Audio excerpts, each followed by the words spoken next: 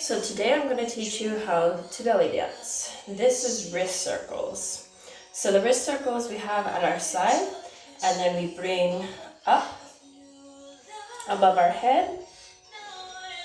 And then you can take the wrist circles and bring them down, and bring the wrist circles and bring it up, and bring it down.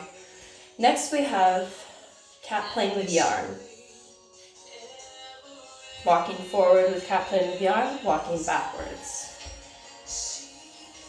Here we have snake arms, shoulder, elbow, wrist. So the shoulder gets brought up first, then the elbow, and then the wrist last. Shoulder, elbow, wrist, shoulder, elbow, wrist, shoulder, elbow, wrist, shoulder, elbow, wrist. Next we have shoulder rolls. So in dance, especially in dances like belly dance, you want your shoulders to be more subtle, smaller movements. So it's not going to be like just stretching it out, like both moving at the same time. Drastic movements like this is going to be more relaxed and calm. So just one at a time. Relax slowly, shoulder roll, shoulder roll, shoulder roll, shoulder roll. Next we have a two-leg shimmy. So to do a two-leg shimmy, you have to have your knees bent, your pelvic muscles engaged, and basically one knee is always more bent than the other knee.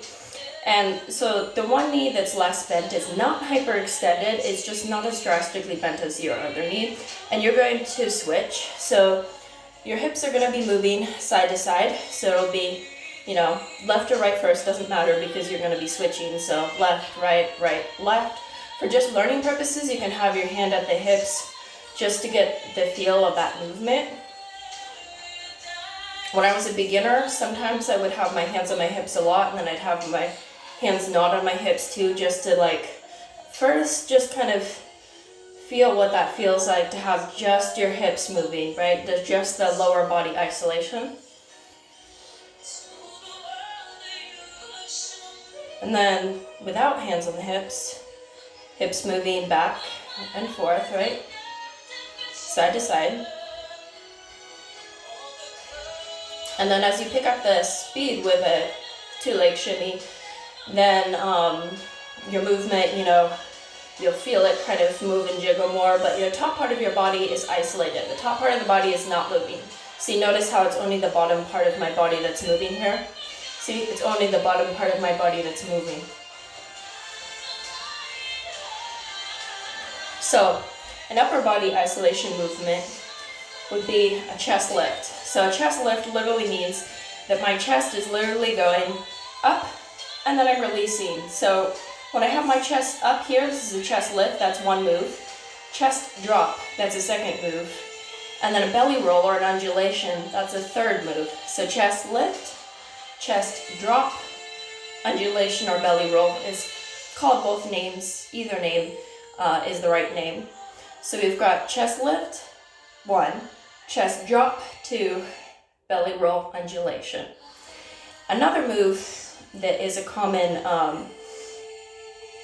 upper body movement is a chest circle. So we have our knees bent, pelvic muscles engaged, and just for learning purposes sake, for beginners, we're going to have our hands on the hips just to have you feel what it feels like to isolate that. So basically your chest is drawing itself in a circle one direction and then the opposite direction. And it's easier to loosen up those muscles when you go side to side. So you can go side to side, side, center, side, center, side, center, side, center, right? Side, center, side, center, side, center, side, center, right? And then the full circle one way. Okay, full circle one way, right? Full circle the opposite way. Yeah.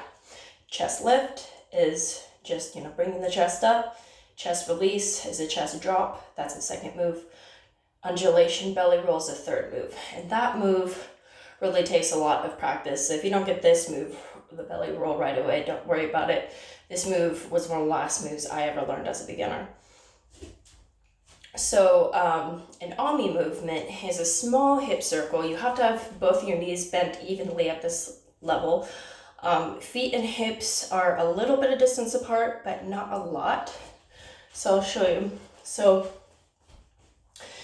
you are going to have your knees bent, pelvic muscles engaged, and your hip movement is going to be smaller. So this is an Ami, so it's a smaller hip circle that's kind of closer together versus a big hip circle is going to look more like this. See how much bigger my circle is? So that's why the name, big hip circle.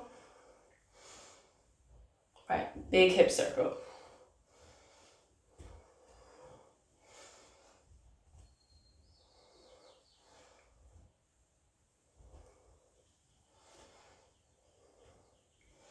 Yeah, interesting enough that big hip circles are actually done by both martial artists and dancers because we use our hips a lot with dance, we use our hips a lot with martial arts. And I happen to do both, but I later in life decided to mostly go more so into dance rather than the martial art part of it, but I still do a little bit of both, but mostly dance. So that loosens up and strengthens our hips. And that's a big hip circle, one of the easier movements to learn. And then the Ami is having both knees bent, pelvic muscles engaged, making a smaller hip circle. So this is the Ami, right? So you notice how my circle is closer to my body? Well, that is a Hawaiian, Polynesian, and Middle Eastern belly dance move. Ami, small hip circle. See? Small hip circle, closer to my body. Okay. Next we have a shoulder shimmy. So a shoulder shimmy is an upper body movement that's done mostly with my shoulders, not really with my chest. It's all attached, so might be a little bit of movement, but not that much. It's easier done when you're walking with it. So when you walk with a shoulder roll, it just kind of loosens up your body a little bit more. But if I can loosen it up, maybe I can show you just here in place. So I think I'm loose enough now. I can show you what this looks like in place. So literally you just see my shoulders, right? They're just moving side to side. I'm not having my chest be shaking all over the place. This is literally a shoulder shimmy because it's literally my shoulders that are moving. See, like this is attached, so my chest will be moving a tiny bit, but for the most part, it's mostly my shoulders moving. So, walking with the chest movement, right, walking with the chest movement, head down, hair flip, right? Okay, so next we have basic Egyptian walk. Hand is forward, other hand is behind the back part of the skull, and whatever foot is forward, you're going to bring the opposite foot and leg forward. So right, so we're going walking forward, walking backwards. So that's basic Egyptian walk.